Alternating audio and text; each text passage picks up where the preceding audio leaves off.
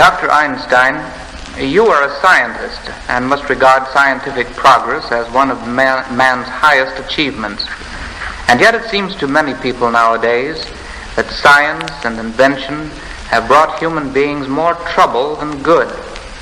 Technological unemployment, international quarrels for the raw materials of industry, and finally the weapons of mechanized warfare.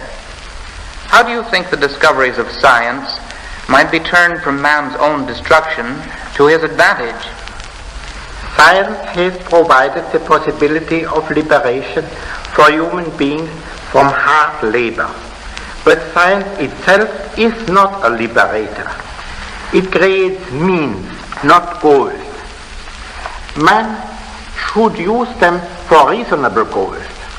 When the ideals of humanity are war and conquest, those tools become as dangerous as a razor in the hands of a child of 3.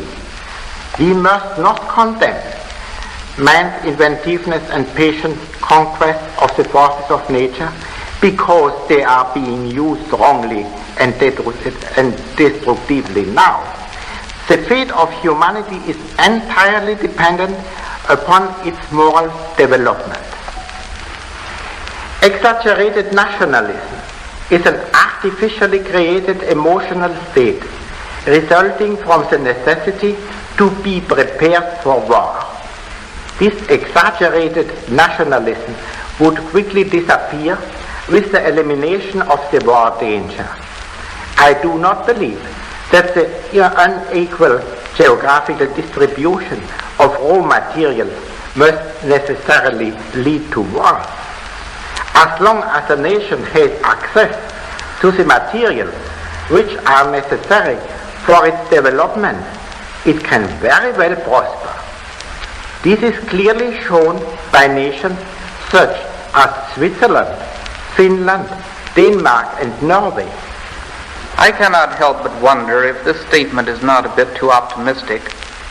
Can one strive towards an international order founded on justice, while on the other side of the Atlantic brute force is strangling one democratic nation after the other? I am far from being optimistic.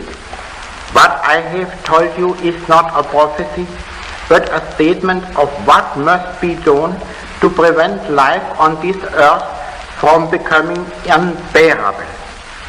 Everybody will agree that we are now farther removed from this goal than seemed to be the case 10 years ago.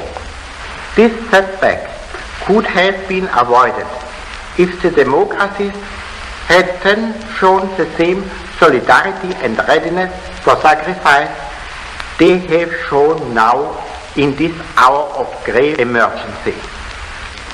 Will to sacrifice, solidarity and wise foresight, however, are most effective before the hour of dire necessity has arrived. May our America be spared such an hour through the resolute action of her citizens and statesmen.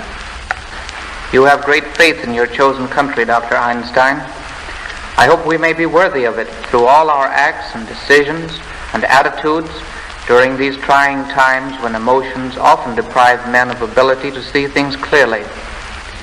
I believe that most Americans act like Americans. By that I mean that they are innately just, tolerant, and reasonable. But a time of crisis tests the democratic qualities.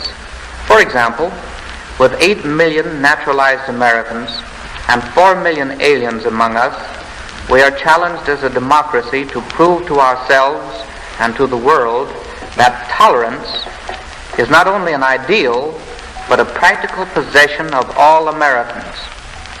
I believe that America will prove that democracy is not merely a form of government bound to a good constitution, but also a way of life supported by a people who have a good tradition, a tradition of moral strength.